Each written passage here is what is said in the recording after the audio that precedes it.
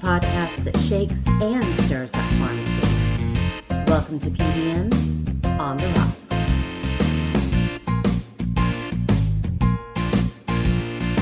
You know how people get seasonal affective disorder in the winter?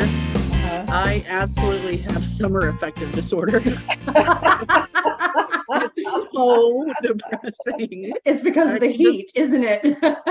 Yes, the humidity. We were just talking about it today. I was like, I just cannot wait. I just can't wait. Yeah. And we still have like two more months to go. So. Oh my gosh. I remember when I was first moving here, someone explained that it gets hot here. There's like hot, and then there's angry hot season, which is when everybody here gets really angry. That's me. We had early angry hot season this year. So once we get to 95, I'm just mad. But on this podcast, we absolutely hate PBMs. And we do not hold back in our hatred of PBMs. So this is only on this podcast, or like we have to save it for this, or oh no, we don't have to. There's so much hate to go around, especially during the heat of the summer when things are already so hard, and then stuff like what they've been doing happens lately. So you were at the summit, so this is kind of our little after party for the summit, where we had a great chance to hear about how AIDS Healthcare Foundation advocates. I personally thought they were fabulous. I loved how over the top they are. When they had their stuff up there, I was just imagining like people parading around in little pig suits with PBM signs on it. I thought that would be incredibly appropriate. I was totally like, where can I get a pig outfit? No, actually, I want us to create a rally for sometime near the holidays so that everyone can parade around in Grinch suits with the big PBM on it. Yes.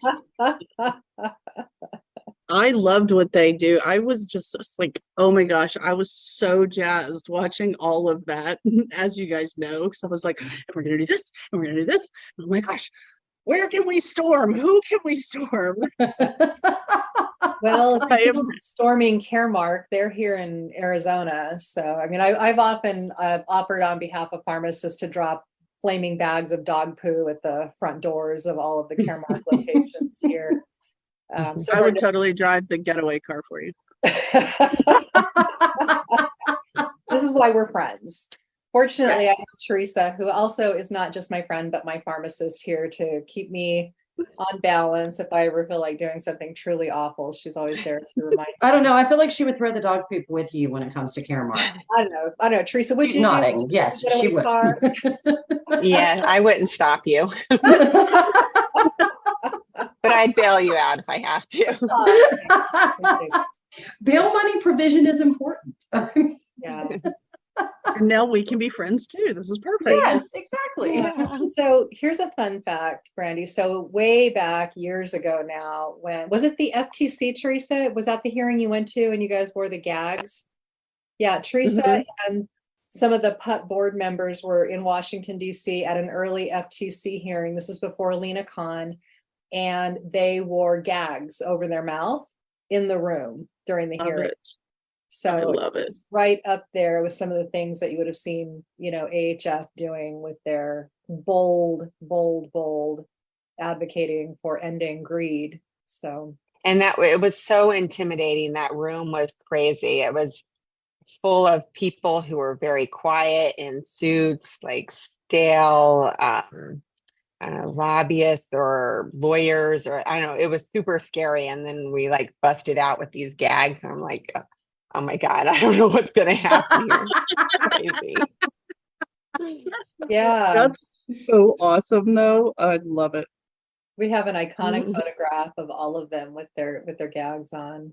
Well, that was before the gag clauses were made illegal at the federal level. Yeah. So what that was.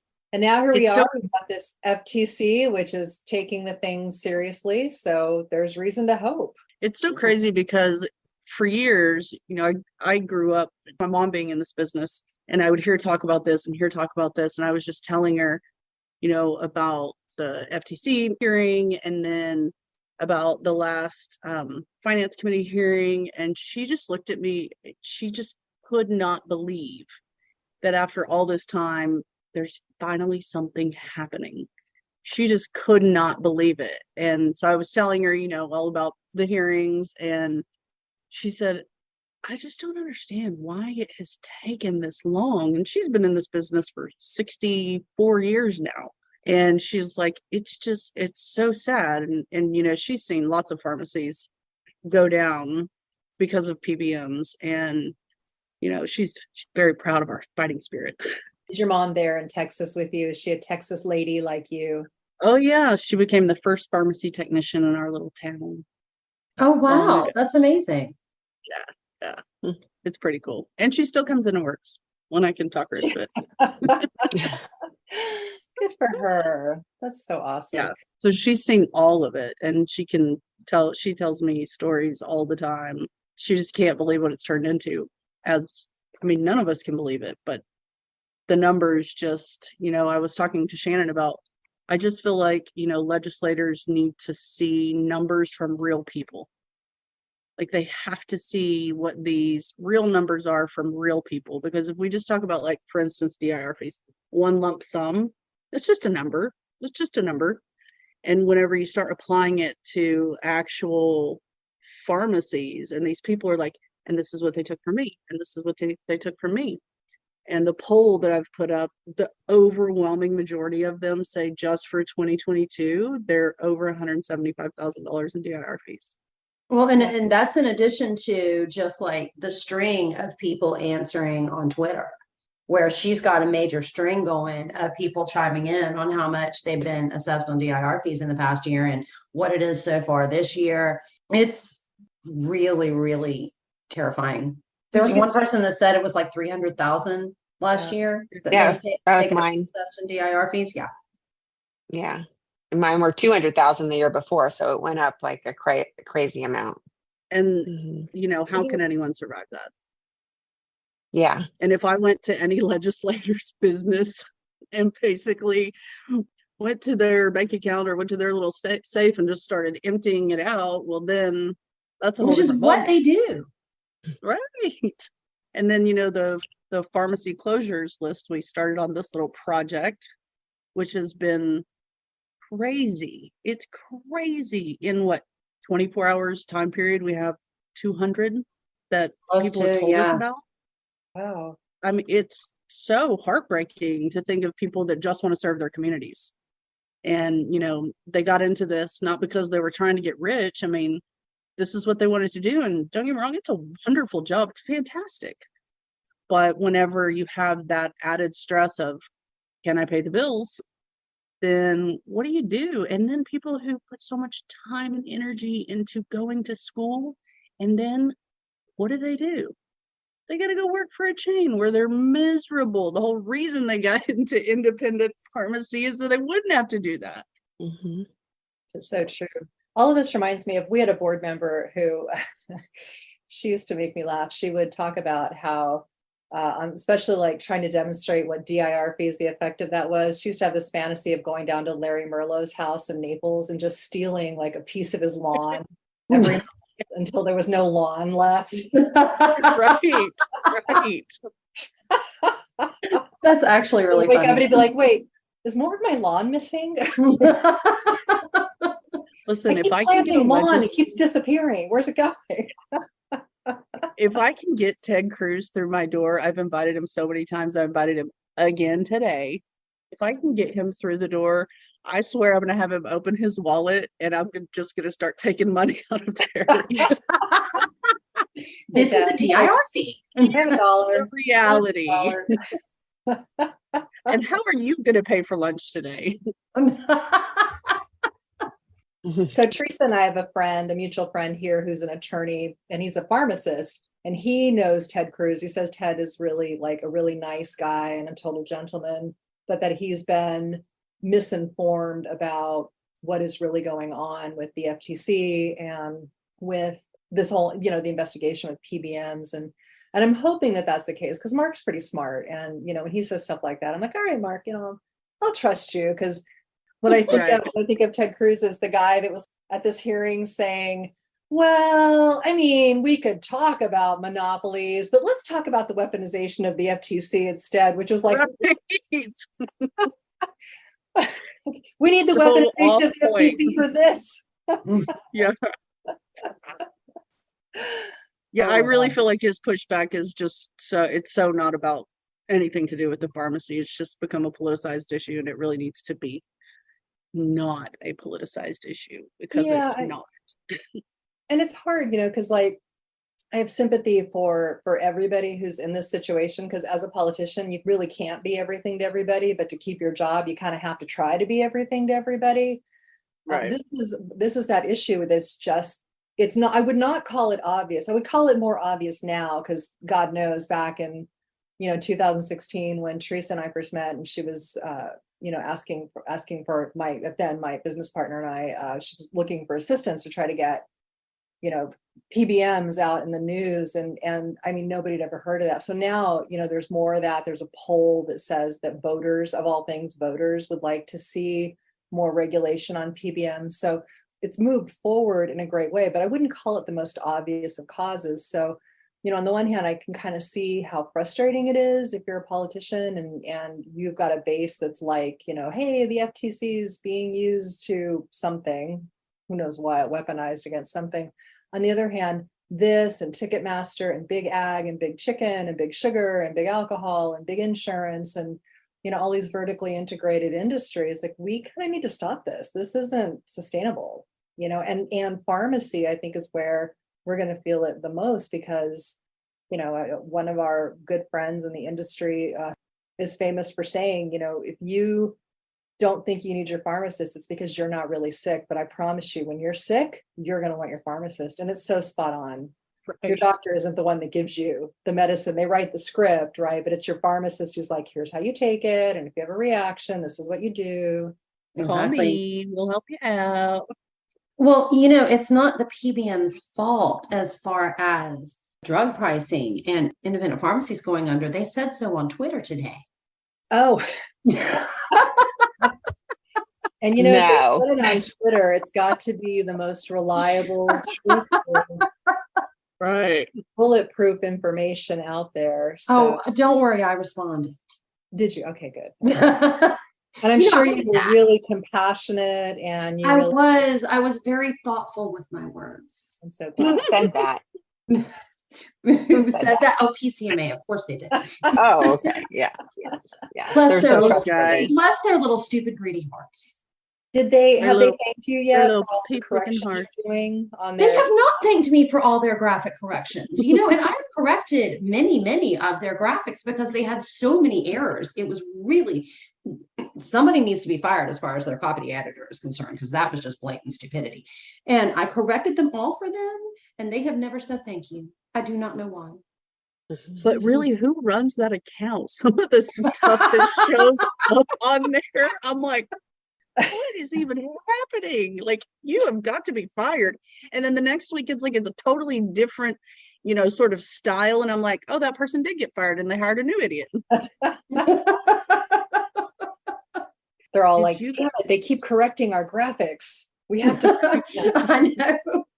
Well, it happened again. You're fired. Get a new person in here. So did you guys see the second part of the Daryl Rowland for out of Ohio? I'll be putting all three parts on the PUP website. It's some crazy. It's a 3-part series that will blow your mind. I mean, what are you talking about? Daryl Rowland, who used to be with Columbus Dispatch, he did a piece for ABC that it's a 3-part series on basically this whole drug pricing debacle and how the copay accumulators and copay maximizers, where that money is actually going. Ooh. And how they're advertising it to these employers. And this, what's her name that worked for Express Scripts? She basically came right out and said, oh no, we're pocketing like 25% of this money. Oh, and then we're going to pass it on to you. I mean, I didn't get to finish reading all of it, and I was like, oh my gosh. Like, Well, she and just, what they do is they start creating, so instead of the patients doing it, they tell the patients, oh, well, you have to, submit for it through us, but make but they sure don't put it to on the let us formulary. know, right, and make sure to let us know what the highest amount they'll do is, and then the PBM and the GPO pocket that money, and then they apply it to the plan, and the patient never sees a dime, and it never goes toward the patient. So then all of a sudden they're hit with $15,000 a month out of nowhere, thinking they were getting assistance. And Wow. this is how they're selling it to these employers. And it was like Save on SP or something like that was the name of the platform. And this is how they're literally selling it to the employers and telling them straight up what's happening. Like, we're going to keep 25% of that, but you're going to get the rest of it. And so then basically their healthcare plans are free or very low cost, and they have zero copays.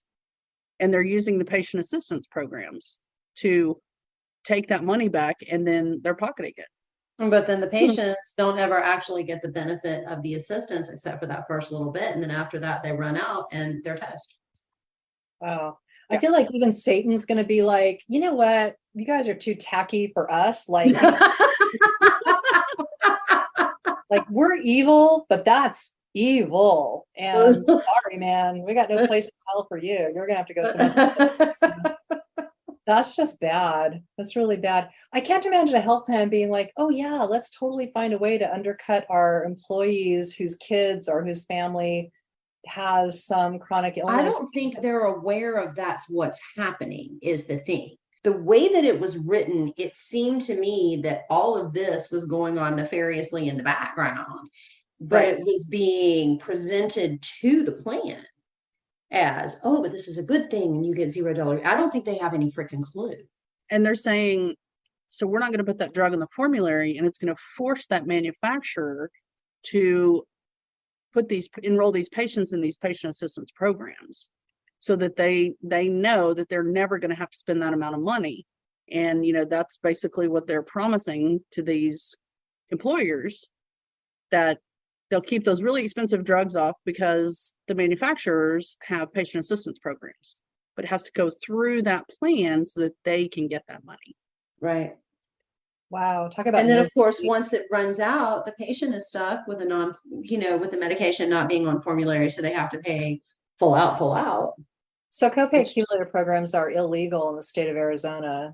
I know that those programs are not illegal in other states. Ohio is in its something like 5th or 6th year trying to get it passed. I mean, it's you'd have to really know groups that rely on those kinds of medications, because they're typically the most expensive medications for illnesses that are usually they're genetic in nature. Like, no one treats themselves badly and then catches hemophilia, right? Things like that. It's right.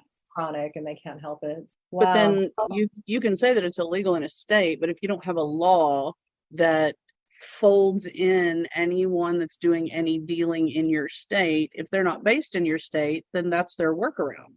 Right, because we're starting to see that also, where some states like Arkansas are now having to change really progressive laws that they started with to try to reach employers that are not based in Arkansas but have locations and employees in Arkansas. They now have to expand their laws to have jurisdiction over even those kinds of health plans. So I swear to God, there's some room at the back of every one of these corporations where they're just sitting there spinning up these little ideas like, I know, here's what we'll do.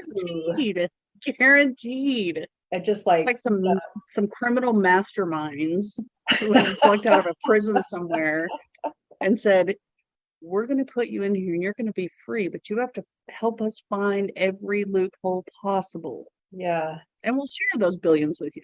Absolutely. Like little snidely whiplashes with their little mustaches. Dominate the world. You don't do it with nuclear weapons. You do it with prescription drugs. And they have. Which they have, right? I mean, I think CVS is number 7 in the world on the entire planet.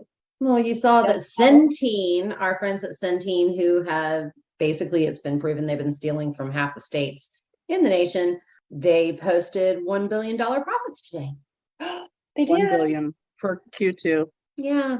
Oh, stealing for fun and profit. Well, I mean, I they was did like- have to make that money back that they had to pay out to all the states. Oh, that's right. How much did they put aside?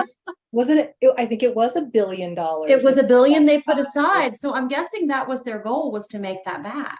Oh, smart. Wow. Didn't Centene or Amerisource change their name to what?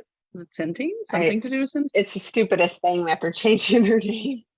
Like, I don't even know what their name is. It's nobody's so ever gonna- nothing. Right. Your Yeah. name is nothing. Fire that branding expert.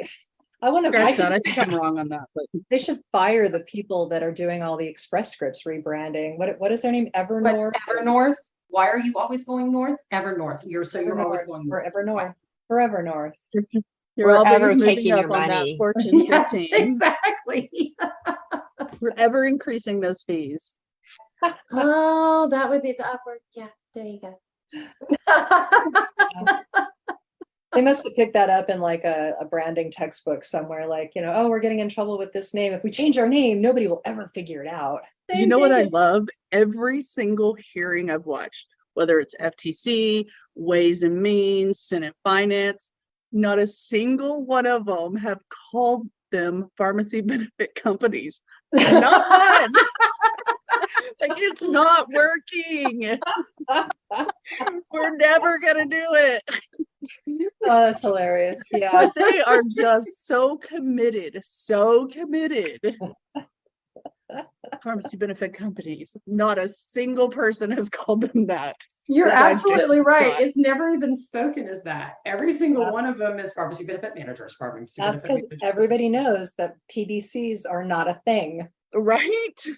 Yeah. Oh my gosh, in that FTC hearing, I can't remember who it was, whenever he was talking, and he was like, they don't even call themselves pharmacy benefit managers anymore. Like, this is so outdated. Oh It was my- great. I was like, oh, make sure my microphone is off. I'm crashing up. I mean, it's bad when you're not going to call yourself by your own, whatever it is you are. I mean, that's just gotta take the cake right there. However, we will continue to call them what they are, PBMs. I really like Or AHF's version, pharmacy benefit manipulators. Yep. Yeah, I love it. I think Definitely. it's so great. There's been so much movement on all of this, and there's a guy on Twitter that I was following, and he responded to something that Chuck Grassley said, and Mark Cuban retweeted it, and it got like 200,000 views, and I was like, yes, this is awesome. He was talking about, he bought a pharmacy in 2021 and his DIR fees were like 150,000, and Mark Cuban retweeted it, and I was like, this is so awesome. That many people actually seeing it. They may not know what the heck we're talking about, but they're seeing it and it's gaining traction. Yeah. Mark Cuban's pretty awesome. We had the pleasure of meeting him not too long ago. He wants to be a market disruptor, and he doesn't care about money, but he wants the PBMs to go down pretty much. So it's been wonderful learning more about him and what he's doing. And I don't know if you know, he's partnering with the independents now to have like a same day fill for people. So his company's working really hard on that. And I was pretty impressed by the amount of knowledge he knew just with being in this industry for a year. It's so difficult. Even I've owned my store for 17 years, and to follow the in and outs of the PBMs, and then he's really gotten himself up there and understanding what's going on and how he knows it just needs to go away. So I found him very fascinating when I met him. Yeah, Teresa looks really nice, but she's really tough. She cornered him. She's all, listen here, Mark Cuban. I don't care. Better find out. And what are your motives, mister? He was all, yes, ma'am. Whatever you say, ma'am. He was, Makes me worry for your children when they become teenagers, Teresa. he was pretty nice. Brought the Mavericks to play the Suns, and he came over to ASU for an event. We were all like we're standing there in the hall. We're like, where's Mark Cuban? Where's Mark Cuban? He walks by in a hoodie. He's all, hey, I just got to use the restroom. I'll be right back. Totally like no entourage, nothing. Just Mark Cuban walking on by. Like, gosh, our story with Mark Cuban was we were, trying to educate our legislators on PBMs and how hard that is. And one of the people we work with the Arizona, or actually American Diabetes Association, she's like, well, I think I'm going to invite Mark Cuban and then we'll have a Q&A. We're like, oh, sure. And then she emailed him and then he's like, yeah, I'll come. I'm like, are you kidding me? This is ridiculous. This is awesome. And then he showed up. He's like right on to the minute on time. He's wearing his jogging shirt. He was amazing when we met him, but it was just kind of like, you invited him and he came? Like, that's ridiculous. That's awesome. I love his story. He was talking about how he realized running the Mavericks Corporation, how badly the PBMs have been ripping him off. That was I just wish every business owner would take the time to look the way he did, because he totally could have been like, yeah, whatever. Well, that's just healthcare. Everybody else's fault, not mine. This sucks. But he didn't do that. He went behind the scenes and he looked, and that's always been the message. When I first started out with PUT, we were trying to talk to employers, and that hands down the hardest group to talk to. And now I know why, because there are brokers who get paid by PBMs to wire business to PBMs. So why should they ever talk to someone who's there like, hey, you're being ripped off? Right? Because what would happen, the broker's all like, here, I'll give you $100 to disregard what that person just said to you. Right. Over and over and over and over. Yeah.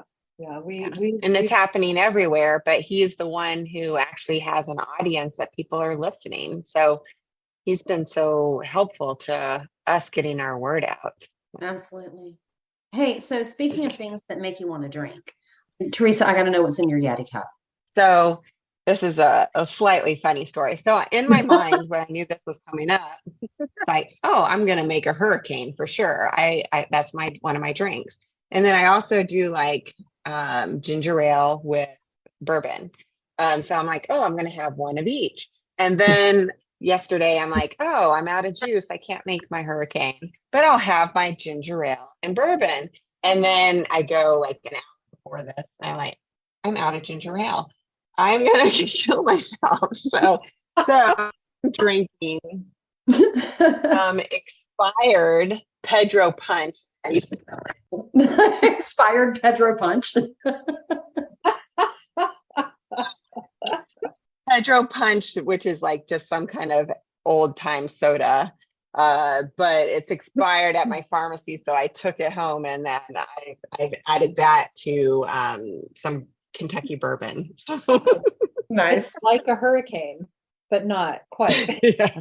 Why am I hearing a Jimmy Buffett song in my head? Nothing like what you started out intending to drink. Nothing at all. And Brandi, you got to share with everybody listening what you created. It's an adult ice cream float.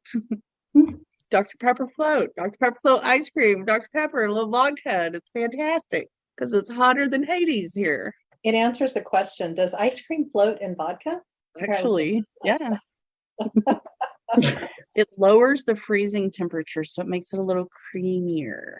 Oh, now we're getting scientific, because I was thinking philosophically, I don't know if I've ever asked that question. Just really float, just blends. I have a new thought, which is I wanted to do like a fun fundraiser for PUT.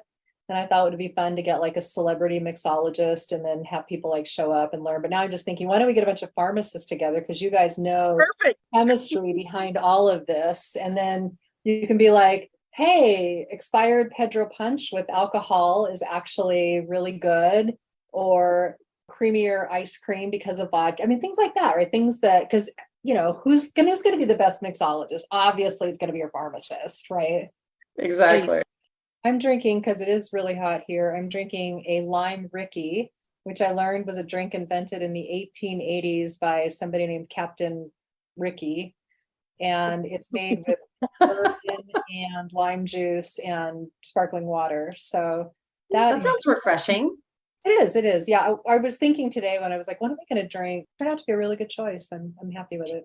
So Express Scripts and Caremark, they did some changing around, and they dropped the Express Scripts lobbyist and moved the CVS lobbyist over to Express Scripts. She was the bulldog in the room when you walked in the room. There was one time where we were talking about bills. We were at a stakeholder meeting arguing over a bill, and I was talking about what we were dealing with. And then she screamed out in the middle of the room, liar.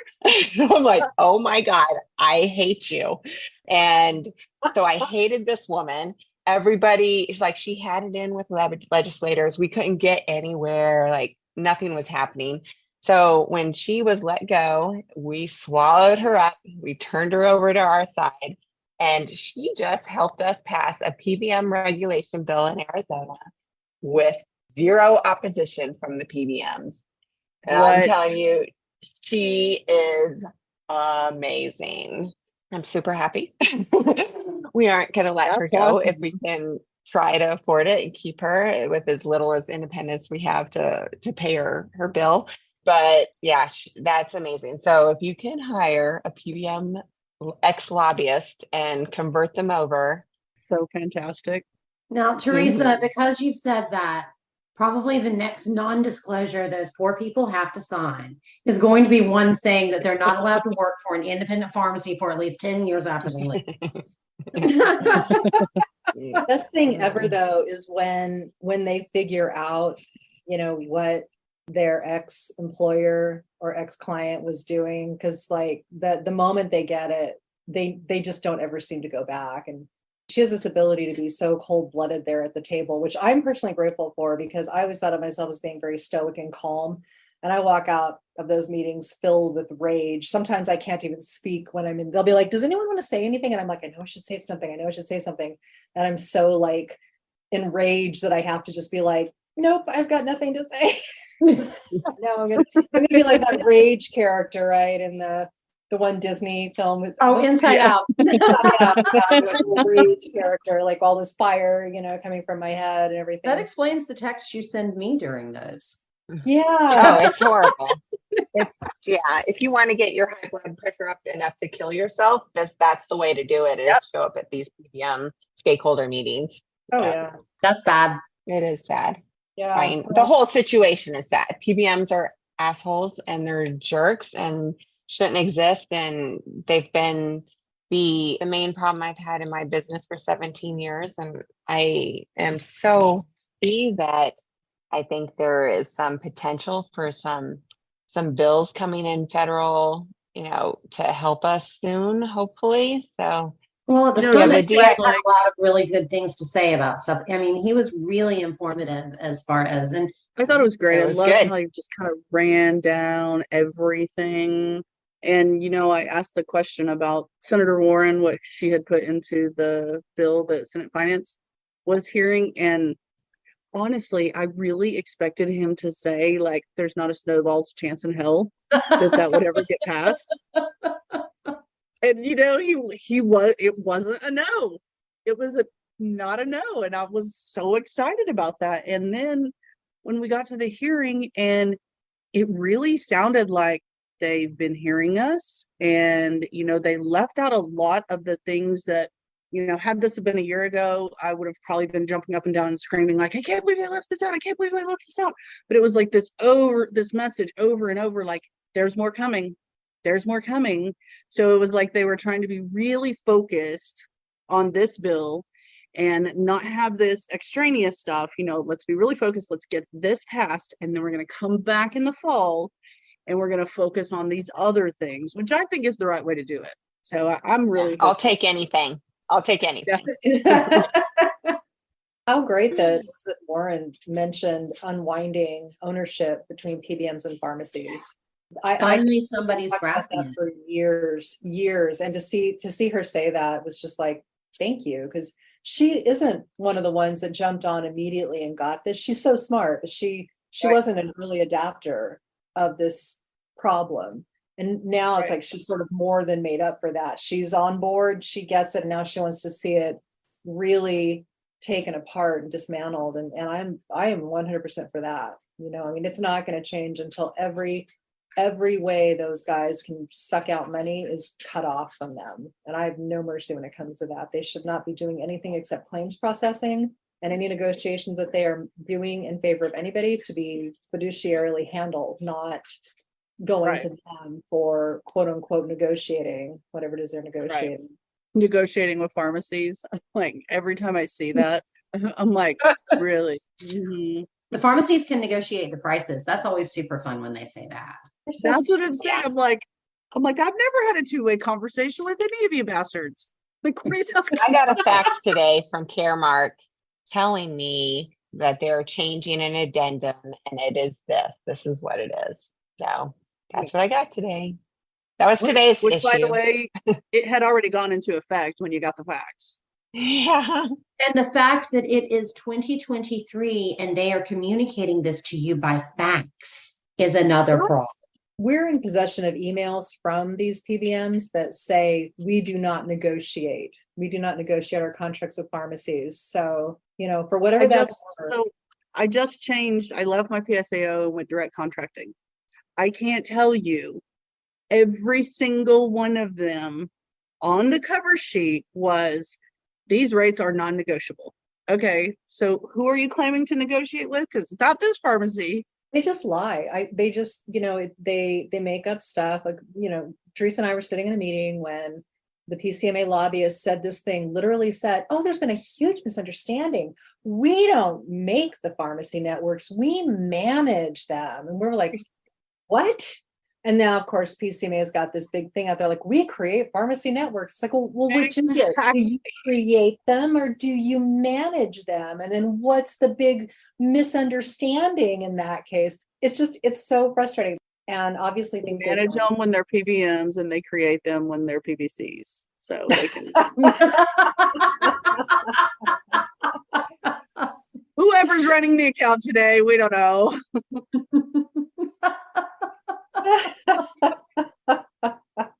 This is what we do as managers. This is what we do as companies. We have to keep them separate. There's a firewall between the two. It's a firewall. Yes. I have a fire for your wall. Nice. Mm-hmm. Yeah. Should do some marches on some of these PBMs and have signs that say that, you know, we got Let's do it. Let's right here. Let's do it. I'm in. I'm totally in. Yeah, we'd have to pick the right time, right? So in Phoenix, you'd have to come in the fall when the weather's a little better. And then in Minnesota, it'd have to be probably the fall when the weather's a little better. And or the spring when the snow is melted. Yes, when the snow's melted, which is Look, fall, right? It is so hot in Texas. I don't care if we're going where it's ice and snow. Let's go. I'm down. I'm down. It's totally fine. Well, and this whole GPO thing. In what math does adding additional things in the middle mean that there's less at the end? Oh, PBM math. I'm just saying, this is math. It doesn't work in math. How does it work in their head? Fuzzy math and PBM math. That's how that works. I just find it shocking that it's gone on for this long. Any other person, any other group, I mean, heads would be rolling. You'd have so many dang conspiracy theorists like talking about this nonstop. There'd be like 5 million podcasts. It's just beyond my comprehension that this has gone on for this dang long. I don't understand it. The lizard people, they would be talking about it. They would be up in arms. Exactly. Where are the QAnoners here? They're not listening. We need to invite them. Maybe if we could just explain that it's a deep state PBM phenomenon. Yes. Like Because it is. It is. PBMs, they're in a pizza restaurant in the basement making up Hashtag pizza is not working. Yes, exactly. Oh my gosh. Which, by the way, I will tell you, for the longest time, I had no idea what that was about. And I finally got it. It was probably like a month ago, and I was like, oh. Yeah, I really did think it. You don't work in a chain where they're making you do all kinds of terrible things, and then they go, oh, but here's some pizza. You haven't had Right. much of a chance to take a bathroom break, but here's some pizza. That'll make it better, right? Right. That the independent pharmacies are a godsend, I think, to anybody who actually cares about being in a healthcare profession where you can actually work with people. And we've heard that a lot, from people that used to work in chains that are like, oh my God, I discovered my calling. I could actually work with real patients behind my own pharmacy counter. And we just have to make sure we find ways for this industry to stay around and survive, because I do think the lizard people are running the PBMs. Exactly. That's why we never hear about them. Right. Because that's No, what they do. lizard people are better than the PBMs. So I will gladly be invaded by aliens than deal with the PBMs. I will take you on. I will be your friend. But get those PBMs out of here. No, with absolutely no disrespect meant to lizard people. You're right. PBMs are. That's true. We don't want to disrespect the lizard people. So this is what I jump on every time, because I like stalk PCMA's Twitter page. Just look for a moment of idiocy that I can jump on. Is like whenever they skirt around all these issues, and then the only thing they want to say about independent pharmacy is independent pharmacy market is stable. We think that's a good thing. And I'm like, did you just say that you support independent pharmacy? Tell me how you support independent pharmacy. You are taking all of our damn money. It just... Yeah, but I've seen it where two of their tweets will show up together, like back to back. And one is about how they support transparency across the drug supply chain. And the next one is about proprietary information should be protected. I'm like, well, every time you create the proprietary information so you don't have to be transparent, so that now quit talking out of your ass. Stop it. It's annoying. Who runs this account? I'm up to here with the proprietary information anyway, because what exactly is proprietary? I'm trying to figure out, like, when did negotiating become a trade negotiating? When did negotiating, or as we like a trade secret, awarding kickbacks, when did that become proprietary? When did making a list of drugs that a person can, have access to on their insurance plan become proprietary? It's like, what exactly is proprietary? Is it your markup on the drugs? Is it the way that you lie to the employers about how much they're actually paying? Right. Is that proprietary? Are we not part of the proprietary information? We have to sign these contracts that we can't disclose to people. So are we not part of that proprietary chain of information? Right. I don't get it. I think it must be confusing if you're a PBM, because you spend time weaving so many lies that after a while you're like, no, we do this. Oh, no, we don't. We do this. No, we don't. And it's just like at all for what they're doing. They really brought this on themselves. This could have been a non-issue if it hadn't been for the fact that they got so greedy that it started causing these quadruple digit increases in basic drugs, and you started seeing pharmacies close and premiums going up. And I mean, if none of that had happened, they could have just been quietly, like spread pricing, and no one would have known. People would have been like, it's getting a little more expensive year after year. But no, it went from like little to huge. I'm a little surprised they're not talking more about repackaging. Nobody's talking about that. Like in mail order, when they buy a repackaged NDC and they bill a higher price for the same med. I don't know why more people haven't been talking about that. Ooh, we should be talking about that. That's a good point.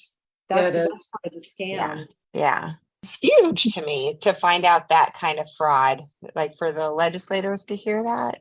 I know for a fact in mail order for some of the HIV meds, it's $1,000 an extra bottle of HIV meds extra each month. Like, just because they repackage it? Yeah. Put a different number on it. You can bill a different price. That's insane. I don't know that there's any state or even Congress that is talking about that. And I bet you they'd be really interested in that, because that really skates a thin line on fraud. I bet the FTC would too. Mm-hmm. Yeah. It's pretty, I mean, that is a fine line when you think about it. That's a really good point. We need to be talking about that. We need to be gathering that information. New Let's mission. get the data. That's the new Add it to the missions. hashtag, get the data. Accepted. That's what Quit makes hashtag quit screwing me. Right? Okay, so now we have a number of hashtags out of this episode. Deep State PBM. We've got quit screwing me. We've got get the data. I'm sad Jeremy's not here. He would have come up with about 14 more. they would have all had bombs in them. Well, this is what we do. We drink and we solve the world's problems when it comes to PBM. There we go. You know, once again, we have done it. And hey, world, you're welcome. Flaming dog poop. Hashtag flaming dog poop. We have The awareness, of course, is like as exciting as it is. Unfortunately, it's just the first step, and then passing the law and getting it signed, which takes forever, is the second step. The enforcement is the thing. And I'm encouraged because like here in Arizona, for the longest time, we didn't have enforcement. And now it looks like we have a shot at enforcement because of the bill, you know, Teresa was talking a little while ago.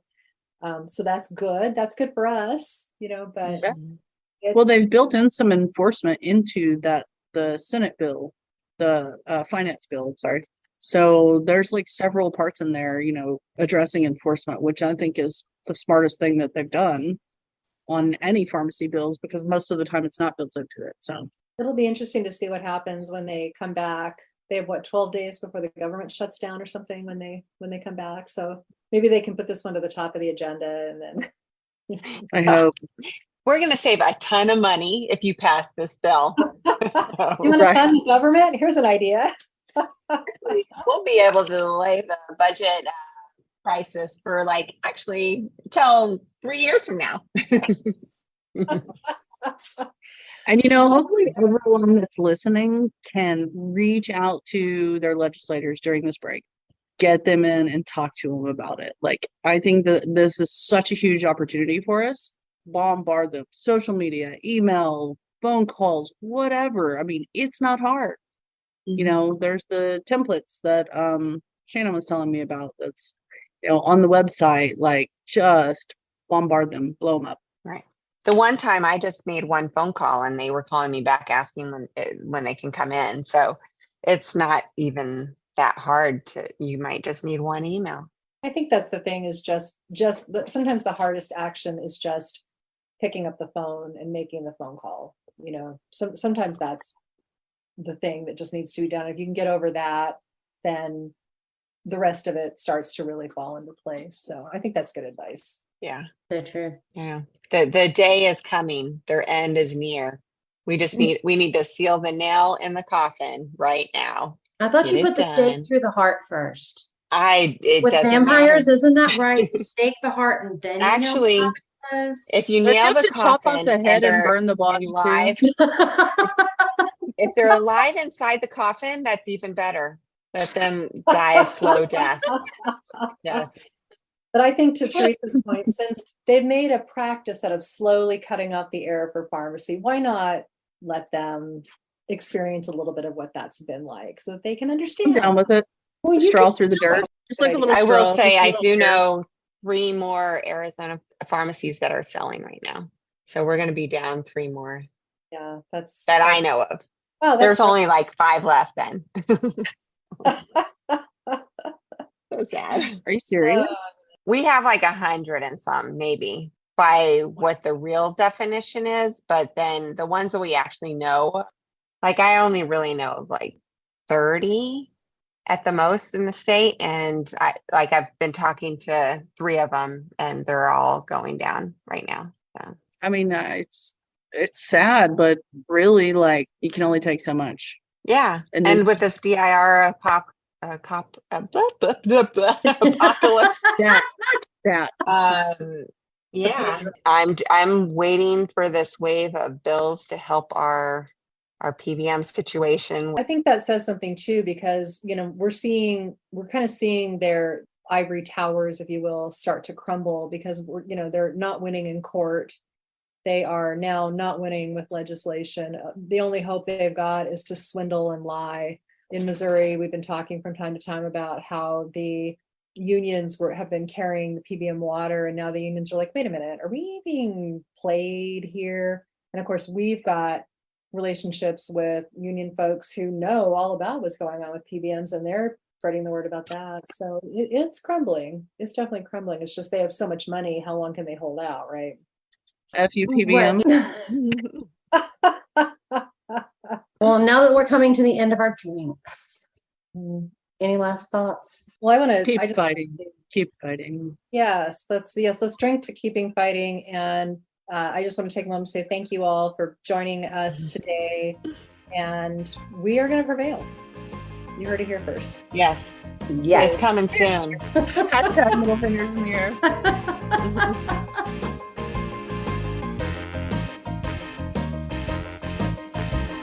To learn more about Pharmacists United for Truth and Transparency and how you can help fight PBM abuse of our healthcare system, visit our website